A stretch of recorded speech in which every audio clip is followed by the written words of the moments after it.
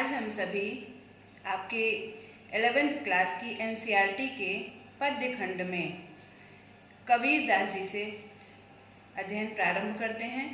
आपके पुस्तक का पहला अध्याय कबीर दास जी से ही संबंधित है।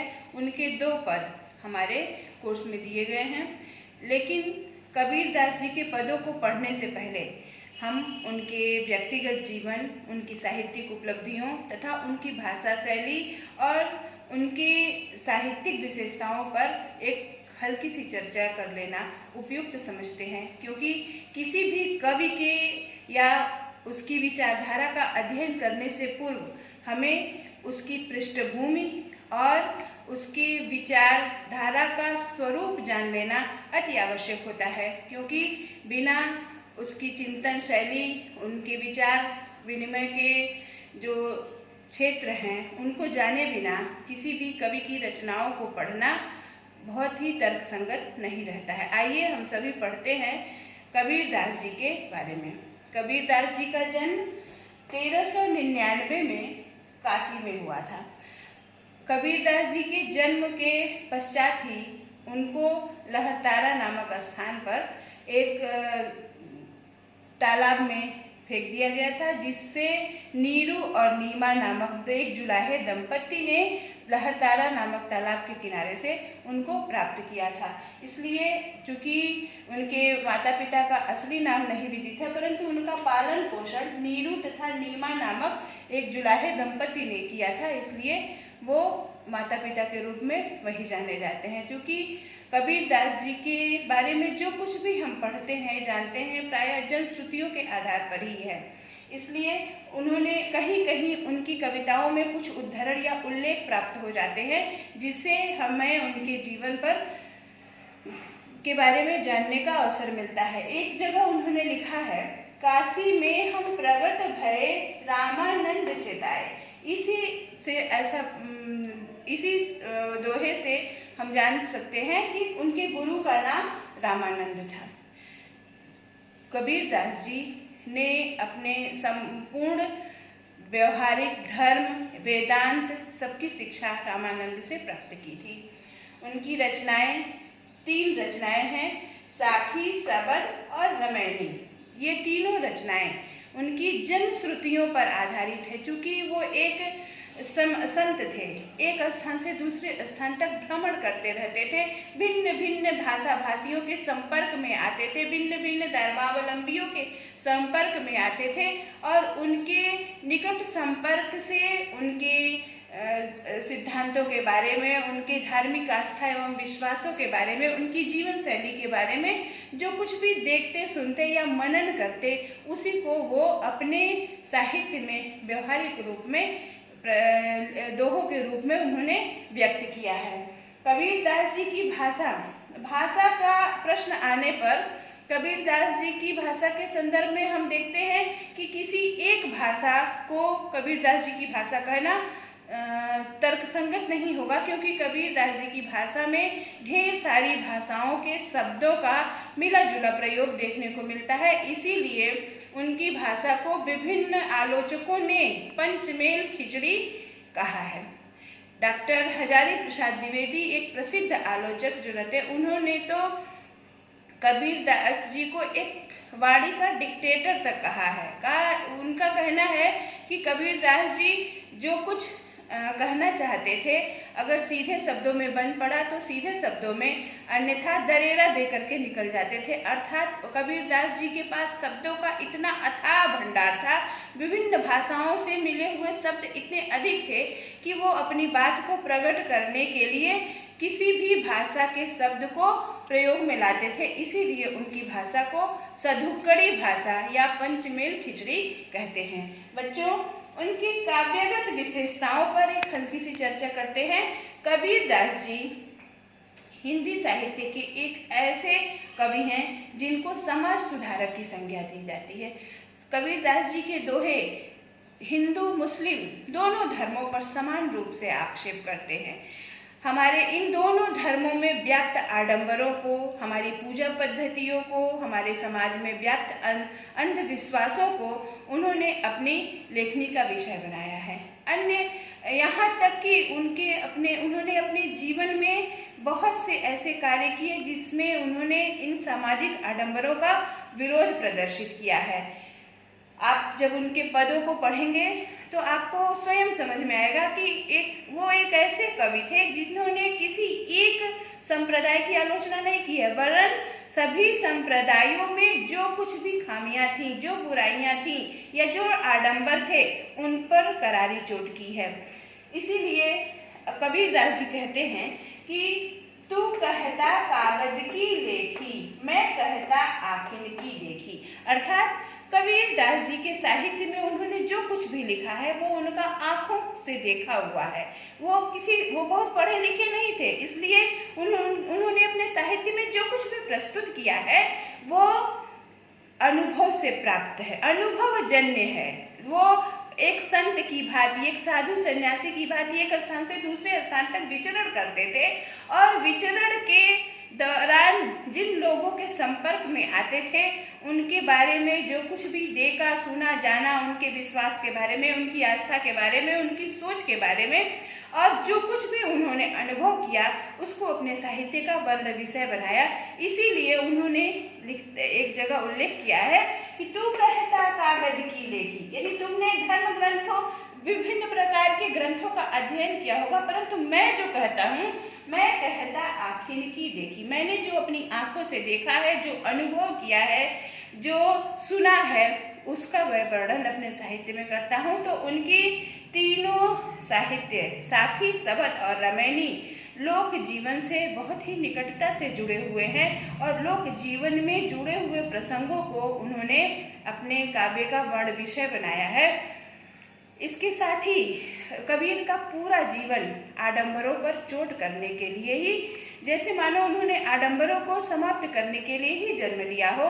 पहले यह धारणा थी बच्चों कि जो काशी में जिसकी मृत्यु होती है उसको स्वर्ग की प्राप्ति होती है, और मगहर एक स्थान है संत कबीर नगर जिले में, वहां पर अगर किसी की मृत्यु होती है तो वो व्यक्ति नर्क का भागी बनता है। इसी लोक मान्यता को तोड़ने के लिए कबीरदास जी ने अपने अंतिम समय मगहर में व्यतीत किया और उन्होंने लिखा भी है एक जगह, जस काशी तस मगहर, यानी जिस प्रकार काशी है वैसे ही मगहर है। और इस प्रकार के अंधविश्वास को तोड़ने के लिए उन्होंने अपना यह शरीर मगहर में त्याग किया था। तो हम इस प्रकार ये कह सकते हैं कि कबीरदास जी का संपूर्ण जीवन समाज के लिए एक दिशा निर्देश देने वाला, एक समाज सुधारक, एक आदर्श चरित्र जो समस्त बुराइयों को ढूंढ ढूंढ करके निकालने वाला व्यक्तित्व थे। अभी आइए हम उनके साहित्यिक विशेषताओं में एक हल्की सी चर्चा करते हैं कि वो किस काव्यधारा से संबंध रखते थे, किस काव्यधारा में उन्होंने अपनी रचनाएं की हैं। बच्चों, कबीरदास जी की साहित्यिक विशेषताओं को समझने के लिए हम थोड़ी सी चर्चा भक्ति काल के समूचे साहित्य पर करते हैं। भक्ति काल, जिसे हिंदी साहित्य का स्वर्ण युग भी कहते हैं, भक्ति काल को दो भागों में बांटा गया, निर्गुण काव्यधारा और सगुण भक्ति काव्यधारा। निर्गुण भक्ति काव्यधारा को फिर दो भागों में बांटा गया, ज्ञान मार्गी शाखा और प्रेम मार्गी शाखा। और सगुण भक्ति धारा के दो भाग हुए, राम भक्ति धारा और कृष्ण भक्ति धारा। कबीरदास जी निर्गुण शाखा के ज्ञान मार्गी शाखा के, निर्गुण भक्ति धारा के ज्ञान मार्गी शाखा के प्रतिनिधि कवि हैं। ज्ञान मार्गी, अब निर्गुण भक्ति धारा क्या होती है? निर्गुण भक्ति धारा का तात्पर्य होता है वह विचार, निर्गुण विचारधारा अर्थात वह विचारधारा जो ईश्वर को ऐसा मानती है कि ईश्वर का कोई न रूप होता है, न आकार होता है, वह शाश्वत है, चिरंतन है, परम ब्रह्म है। ईश्वर ज्ञान का एक ऐसा अलौकिक पुंज है जो न कभी जन्म लेता है, न जिसकी कभी मृत्यु होती है, जो सृष्टि के कण कण में विद्यमान है। सृष्टि का समस्त सचर अचर प्राणियों में वह ईश्वर विद्यमान है। और यह जो जीवात्मा है या जो व्यक्ति है या मनुष्य है या कोई भी पशु पक्षी जीव जंतु समस्त प्राणी उसी ईश्वर की संतान है जो जन्म लेकर के कुछ समय के लिए यहाँ आते हैं और यहाँ जीवन यापन करने के पश्चात फिर उसी अनादि अनस्वर उसी परम ब्रह्म में विलीन हो जाते हैं। अर्थात और ईश्वर से हम, चूंकि हम ईश्वर के अंश हैं, इसलिए हम कभी भी नष्ट नहीं होते हैं। बस ये स्वरूप थोड़ा थोड़ा हमारे जो आत्मा का स्वरूप है वो भिन्न भिन्न रूप और आकार धारण करता है, परंतु वास्तव में वह हर व्यक्ति के अंदर, हर जीवधारी के अंदर उसी परमात्मा का एक सूक्ष्म अंश विद्यमान है। ऐसे ये निर्गुण विचारधारा मानती है और इसी विचारधारा को मानने वाले निर्गुण भक्ति धारा के ज्ञान मार्गी शाखा के प्रतिनिधि कवि जो है वो कबीरदास जी हैं। अब हम उनकी रचनाओं के बारे में, उनके हमारे पाठ्यक्रम में जो उनके 2 पद संकलित हैं उनका हम क्रमशः अध्ययन करेंगे। कबीरदास जी के पद का हम अध्ययन करते हैं। चलिए। हम तो एक एक करी जाना, दोई कहे तिनहि को दो जग, जिन नाहिन पहचाना। एक पवन एक ही पानी, एक ज्योति समाना। एक खाक गढ़े सब भाड़े, एक कोहरा छाना। जैसे बाढ़ी काष्ठ ही काटे, अग्नि न काटे कोई। सब घटी अंतर तू ही व्यापत, धरे स्वरूपे सोई। माया देख के जगत लुभाना, काहे रे नर गरवाना। निर्भय भया कछु नहीं व्यापे, कहे कबीर दीवाना। बच्चों, कबीरदास जी ने, जैसा कि मैंने कबीरदास जी के परिचय में बताया कि निर्गुण ब्रह्म की आराधना करते हैं, निर्गुण विचारधारा की मान्यता को प्रतिपादन करते हैं और एक निर्गुण विचारधारा ये मानती है कि ईश्वर एक है। हम सभी जीवधारियों के अंदर उसी एक ईश्वर का अंश विद्यमान है। तो अपनी इसी बात को, ईश्वर की सर्वव्यापकता को सिद्ध करते हुए इन पंक्तियों में उसकी सर्वव्यापकता ही सिद्ध करते हैं। कहते हैं हम तो एक एक कर जाना। कबीरदास जी कहते हैं कि मेरे विचार में तो यह ईश्वर जो है वो एक ही है, और यह जीवात्मा उस ईश्वर का अंश है। तो यानी ये जीवात्मा और वो परमात्मा दोनों एक ही हैं। कहते हैं मेरे विचार, हम तो एक एक करी जाना, यानी मेरे विचार से जीवात्मा और परमात्मा दोनों एक हैं। जैसे हम तो एक एक करी जाना, यानी जीवात्मा और परमात्मा दोनों एक ही है। बच्चों, मैंने बताया निर्गुण विचारधारा यह मानती है कि ईश्वर जो है वो परम ब्रह्म है, वह अनादि है, अनंत है, चिरंतन है, शाश्वत है और कभी न समाप्त होने वाला, न उसका आदि होता है न उसका अंत होता है। और हम सभी जीवधारी, सभी अचर सचर प्राणी उस परमात्मा के एक सूक्ष्म अंश हैं। यही इसी बात को ईश्वर की सर्वव्यापकता की ओर संकेत करते हुए कबीरदास जी कहते हैं कि हम तो एक एक करी जाना, हम तो मेरे विचार से तो जीवात्मा और परमात्मा दोनों एक ही हैं। दोई कहे तिनहि को दो जग, दो जग माने नरक। जिन नाहिन पहचाना, अब क्या कहना चाहते हैं? जिन नाहिन पहचाना, यानी जो नहीं पहचानते हैं वही क्या कहते हैं? वो दोई कहे, जो कहते हैं, जो इस ईश्वर के, इस परमात्मा के वास्तविक स्वरूप को नहीं पहचानते, जो परमात्मा के वास्तविक स्वरूप से अनभिज्ञ हैं, उनको वही कहते हैं कि ये जीवात्मा और परमात्मा दोनों अलग अलग हैं और उनको क्या मिलेगा? उनको वो नरक के भागी होंगे, उन्हें दो जग माने नरक मिलेगा। यानी जो ईश्वर के वास्तविक स्वरूप को नहीं जानते हैं वो सीधे नरक में जाते हैं। और ईश्वर का वास्तविक स्वरूप क्या है? कि जीवात्मा और परमात्मा दोनों एक ही है। जीवात्मा जो है उसी परमात्मा का एक सूक्ष्म अंश है। ठीक है। एक पवन एक ही पानी, एक ज्योति समाना। बच्चों, पहली पंक्ति में लेखक ने या कवि ने जो सिद्धांत का प्रतिपादन करना था उसने कर दिया। और वो सिद्धांत क्या है? कि ये जीवात्मा और परमात्मा दोनों एक हैं और जो इन दोनों को अलग अलग मानता है वो नरक का भागी बनता है। अब अपनी बात की पुष्टि के लिए उन्होंने विभिन्न उदाहरण दिए हैं। कैसा है उदाहरण वो देखिए। एक पवन एक ही पानी एक ज्योति समाना। करें कि एक ही पवन यानी पवन अर्थात वायु, एक ही वायु, पानी जल, एक ही जल और एक ज्योति समाना। एक ही ज्योति माने आत्म तत्व, एक ही ईश्वर का जो आत्म तत्व है वो सभी में समान रूप से व्याप्त है। करें एक ही पवन एक ही पानी और एक ही आत्म तत्व हम सभी जीवधारियों के अंदर व्याप्त है। बच्चों इसी तरह से एक कवि ने और कहा है कि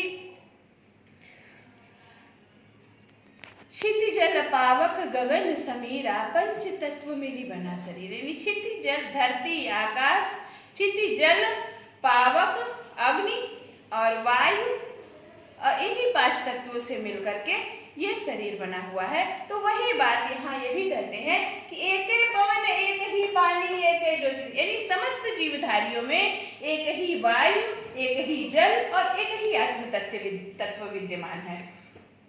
दूसरा उदाहरण क्या देते हैं। एक खाक, खाक माने मिट्टी, गढ़े सब भाड़े, भाड़े मतलब बर्तन, एक कोहरा जान। कहते हैं बच्चों जिस प्रकार एक कुंभकार एक ही मिट्टी तैयार करके उसे भिन्न भिन्न आकार प्रकार के बर्तनों का निर्माण करता है, ठीक उसी तरह से उस परमात्मा ने एक ही आत्म तत्व से हम भिन्न भिन्न रूप रंग के जीवधारियों का निर्माण किया है। जैसे फिर तीसरा उदाहरण क्या देते हैं वो। जैसे बाढ़ी काष्ठ ही काटे अग्नि न काटे कोई।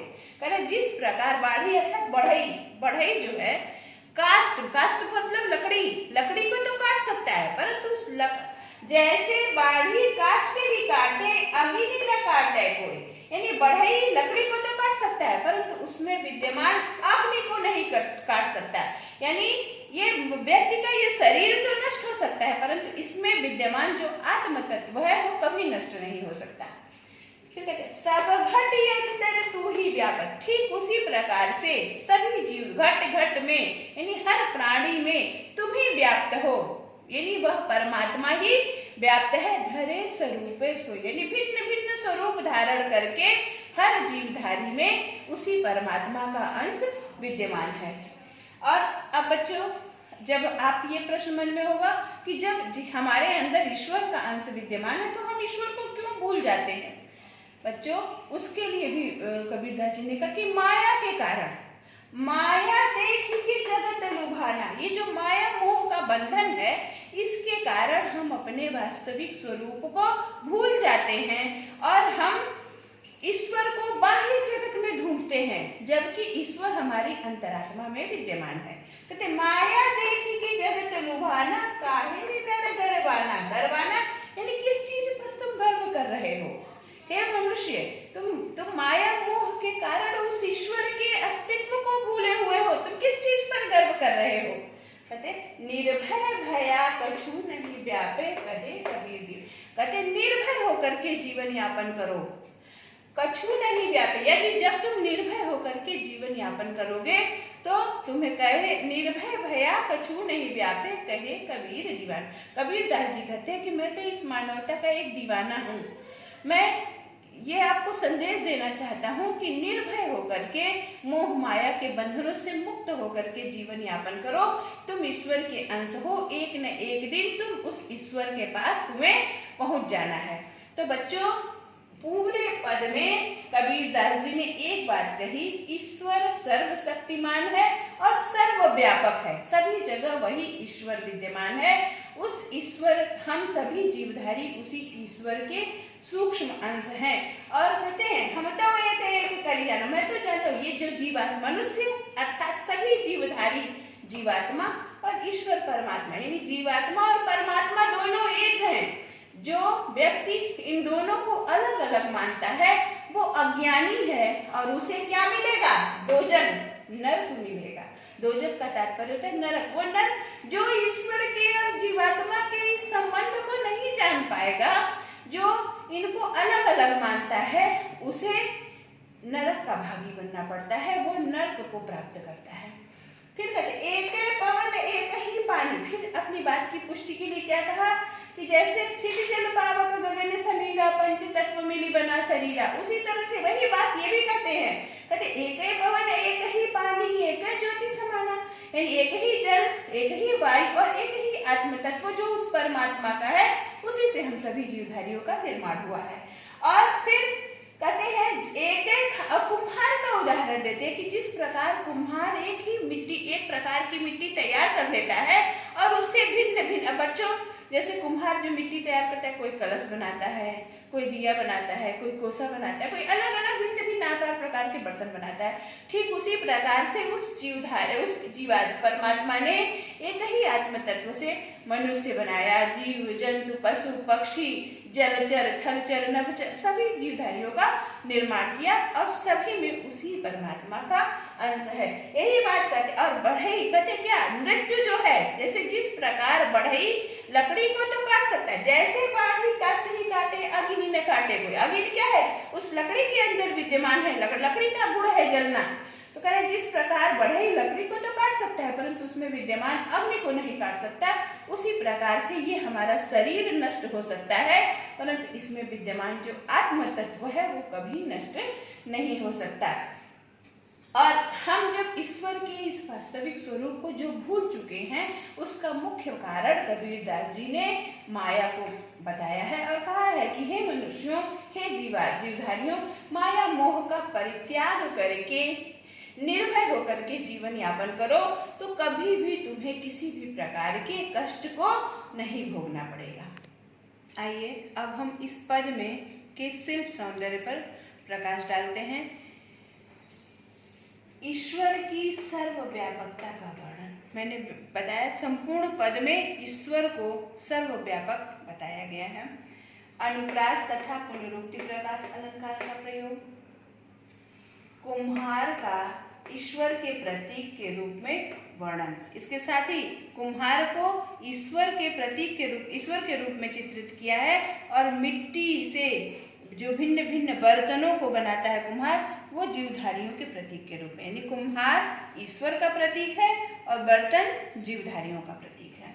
शांत रस है, प्रसाद गुण है, सधुक्कड़ी भाषा है और भाषा में सरलता एवं सहजता का गुण विद्यमान है। बहुत ही सरल और सहज शब्दों में कबीरदास जी ने अपनी बात को कहा है। तो इस प्रकार बच्चों हम लोगों ने कबीरदास जी का ये पहला पद आज समाप्त किया।